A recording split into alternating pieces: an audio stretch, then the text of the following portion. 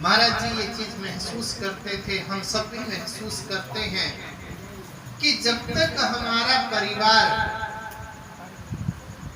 संत संस्कृति को नहीं पकड़ेगा, सनातन संस्कृति को नहीं पकड़ेगा, हम लोग थोड़ी देर के लिए बाहर जाते हैं, संतों के बीच में जाते हैं, क्या सुनते हैं, क्या कहते हैं, कैसा व्यवहार करते हैं, वहां पर घर पे कोई भी वो व्यवहार नहीं सीख पाता।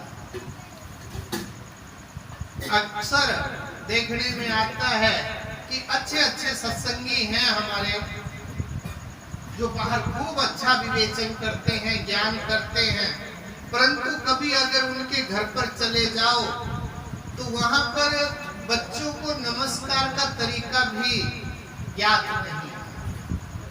वो ऐसे देखते हैं कि पता नहीं कौन आ गया है घर के अंदर। तो महाराज जी कोशिश करते थे कि जब आप बाहर सत्संग में जाएंगे तो केवल आप सत्संग करके आएंगे, लेकिन जब सत्संग आपके घर पर आएगी तो आपका पूरा परिवार सत्संगी हो जाएगा। इससे आपकी संस्कृति, आपका परिवार सारा सुधर जाएगा, आप सनातन से एकदम जुड़ जाएंगे। इसलिए ये कोशिश सबको करनी चाहिए घर के अंदर। वैसे थोड़ा सा कभी कभी देख करके दुख भी होता है कि अधिकतर हमारे क्षेत्र के अंदर अब कि कोई दुख पड़ने पर ही, कोई गमी हो जाने पर ही सत्संग करा रहे हैं। नहीं, सुख में भी सत्संग कराइए, सुख के समय में भी संतों को याद करिए, ताकि परिवार के अंदर केवल एक ही भावना पनप जाए कि सत्संग का तो संबंध गम से जुड़ा हुआ है, खुशी से नहीं है। और सबसे अच्छी खुशी आपके घर के अंदर वो दिन सबसे शुभ होता है जिस दिन आपके घर के अंदर किसी का जन्मदिन होता है, या परमात्मा का, गुरु महाराज का, या किसी अन्य बड़े संत का, ईश्वर का जन्मदिन होता है। तो इसलिए खुशी में भी हमें सत्संग करनी चाहिए। अब विषय आता है सत्संग का। सत्संग के लिए यूं तो संतों ने अनेक महिमाएं करी हैं, अनेक। अगर अब से बैठे और अगले 9 दिन तक सत्संग पर ही बोलते रहे तो खत्म नहीं होती। लेकिन तुलसीदास जी ने थोड़े से में एक बहुत अच्छी साखी के द्वारा, एक चौपाई के द्वारा बहुत अच्छी महिमा करी है। एक घड़ी आदि घड़ी आदि ते बुनियाद, तुलसी संगत साध की कटे कोटि अपराध। अगर कोई थोड़ी देर के लिए भी, कितनी देर के लिए, एक घड़ी कितनी होती है? मात्र 24 मिनट। आधी घड़ी यानी 12 मिनट, आधी ते बुनियाद, फिर उसकी और आधी कर दो यानी मात्र 6 मिनट।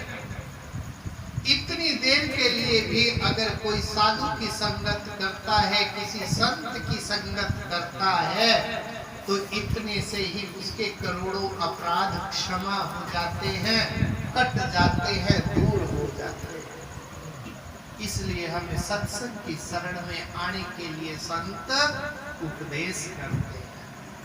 लेकिन ये इसके साथ साथ थोड़ी सी चेतना का विषय भी साथ में चलाते हैं। संगत करनी साध की क्या नुगरों से काम, और नुगरा ले जावे नार की और संत मिलावे राम। थोड़ा सा चेतना के साथ सत्संग करना, कभी भी करना तो नुगरे आदमी की सत्संग नहीं करना। क्यों? क्योंकि नुगरा कहाँ ले जाता है? नरक की ओर ले जाता है। ये ध्यान रखना। कभी भी सत्संग करो, कभी भी संगत करो तो गुरुमुखी की ही करना, नुगरे आदमी की संगत नहीं करना। क्यों नहीं करना? क्योंकि वो नरक का गामी बनाता है, नरक की ओर रास्ते पर लेकर के जाता है। वो वचन तो बहुत मीठी करता है। कपटी मनुष्य की, घात करने वाले मनुष्य की आपको विशेषता जान पता है? वो वचन बड़े मीठे मीठे बोलता है, मनोहारी वचन बोलता है, आपके मन के अनुरूप वचन बोलता है और धीरे धीरे ले जाकर के नरक के रास्ते पर छोड़ देता है। इसलिए ऐसे आदमी से बच के रहना चाहिए। तो किसी संत की शरण में रहना चाहिए, संत की संगत में रहना चाहिए। क्यों? जैसे नीम का आप किसी भी मौसम में कैसे भी सेवन कीजिए, चाहे दातुन के रूप में कीजिए, चाहे उसकी पत्ते के रूप में कीजिए, उसकी ऊपर की छाल के रूप में कीजिए, कैसे भी सेवन कीजिए, वो रोगों को नष्ट ही करता है। वो कभी भी आपको रोग पैदा नहीं होने देगा। लेकिन कड़वाहट देने के बाद भी वो रोग का शमन करता है। इसके विपरीत आप शक्कर चाहे कैसे भी खाइए, वो रोग पैदा करने का काम करेगी। लगेगी तो मीठी, लेकिन रोग पैदा करेगी। इसलिए बच करके रहना कि संत भले कड़वा बोलते हो, चाहे आपको ताड़न करते हो, डांटते फटकारते भी हो, तो भी संतों की शरण पकड़ करके रखना चाहिए। और मधुर वचन बोलने वाला कपटी मनुष्य चाहे कितना आपको प्यारा लगता हो, उससे फिर भी दूर रहना चाहिए, क्योंकि कपटी का रास्ता अंत में नरक का है। उससे हमें सदा बच करके रहना चाहिए।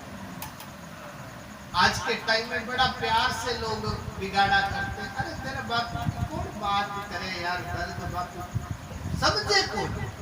बस इतनी सी बात कह के बाप बेटे के अंदर इतनी बड़ी दीवार खड़ी कर दी कि फिर दोबारा बाप बेटे के बीच में समझना कभी पैदा हो ही नहीं सकती। धीरे से कह के चले जाएंगे, यार तेरे बाप की कोई बात हमारे तो नहीं हुआ, वो तो पता नहीं क्या बात करे। इतनी बात कही और बेटे के अंदर जम जाएगा, बापू को तो कोई मानता ही नहीं है, बापू की तो बात अटपटी होती है।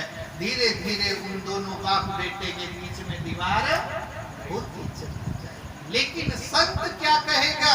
संत कभी ऐसा नहीं कहेगा। वो हमेशा एक ही बात कहेगा, बेटा रे बाप चाहे गाड़ी भी दे रहा हो, चाहे थारे डांट भी फटकार भी रहा हो, ठोक भी दे, तो भी बाप अरे भाई थारो थारा भलो ही चाहे। वो उसका फर्क ये है। इसलिए सदा संतों की शरण में रहना चाहिए, संतों के संग में रहना चाहिए। संत समझ लेना चाहिए कि संत कहते किसको। हमारा शास्त्र इशारा करता है, छोटी छोटी बातें कथा के रूप में बताई गई है। हनुमान जी बूटी लेने के लिए जा रहे हैं। काल नेमी को देखते हैं, बड़ा बढ़िया राम नाम का गुणगान कर रहा है बैठा। उतर जाते हैं, हाँ कोई बढ़िया महाराज आयोड़ा है, इससे साधु तय होए ना कारज हानि। तुलसीदास जी एक जगह कह रहे हैं, उस विचार को उन्होंने लिया है कि साधु से कभी काम में नुकसान नहीं होता, इनसे सलाह ले लेनी चाहिए, बता देंगे कितनी दूर है आगे। जब वहां पर जाते हैं, उसकी बातें सुनते हैं और वो कहता है कि बस थोड़ी देर तू स्नान करके आ, एक ऐसा मंत्र बताता हूँ, तुरंत तेरा कल्याण हो जाएगा और तू नहीं सीधी बूटी ही तेरे पास आ जाएगी, तेरे को वहां जाने की जरूरत नहीं। इतनी सी बात को सुनकर के हैरानी तो हुई है, पर संत की बात को मानना। उस पर जब स्नान करने जाता है, मकरी ने इशारा किया है, महाराज ये पापी आदमी है, ये कपटी आदमी है, ये वंचक है, ये ठग है, आपको नुकसान पहुंचाना चाहता है। तब हनुमान जी ने कहा अच्छा चलो अभी देख लेते हैं। और जाकर के काल नेमी की कैसी पूजा करी है उन्होंने, वहां पर क्या कहा है, जैसा गुरु वैसी पूजा। सलाह कैसी बढ़िया दे रहे हैं वो, जैसा गुरु वैसी पूजा। काल नेमी तू मेरा गुरु बना है तो अब मेरी पूजा भी स्वीकार कर ले। सिर में एक मुक्का मारा है और नारायण हरि कर लिया। दूसरा, रामायण में ही, रामचरितमानस में ही एक जगह और विचार आता है, वहां भी मुक्का ही पड़ता है, लेकिन वहां पर क्या हो रहा है, लंकनी खड़ी है दरवाजे पर, मच्छर के समान छोटा सा रूप धर करके हनुमान जी अंदर जाने लगे हैं। उसने पकड़ लिया है और पूंछ से पकड़ा है। आजा बांद्रा, कहां जा रहा है रे? लंकनी के रहते कोई अंदर लंका में नहीं जा सकता। हनुमान जी ने देखा है कि पहली मार सदा सुखी, मुंह पे एक मुक्का मारा है, खींच करके उसके मुक्का मारा है। घबरा गई है, गिरी है धरती पर और उठ करके हाथ जोड़ करके क्या बोल रही है, हे हनुमान जी आपकी कृपा हो। क्या कह रही है? अब मोहि भरोस भा हनुमंता, बिना हरि कृपा मिले नहीं संता। बिना हरि की कृपा के कोई संत नहीं मिलता। थप्पड़ पड़ने पर, मुक्का पड़ने पर, मार पड़ने पर भी उसको ज्ञान हो गया है कि बिना हरि कृपा के कोई संत मिलता नहीं है। भले मेरे को ठोक दिया है, पर ये मेरे ऊपर भगवान की कृपा हुई है कि मेरे को संत मिला है। क्यों? क्योंकि भगवान ब्रह्मा जी ने जब मेरे को यहाँ की ड्यूटी सौंपी थी, तभी कहा था कि जब तू कपी के यानी बंदर के मारने से विकल होगी, तभी सोचना कि सारे राक्षस मारे जाएंगे और तेरी ये इस लंका को देखभाल करने की ड्यूटी खत्म होगी। इसलिए मेरे भाइयों, हमें इतना ही समझना है कि सच्चे संत की शरण में जाना है, सच्चे संत के पक्ष में जाकर के, उसकी शरण में जाकर के उसका सत्संग करना है और सत्संग हमारा निश्चित कल्याण करेगी, ऐसा भाव रखना है। इसी के साथ मैं अपनी वाणी को विराम देता हूँ।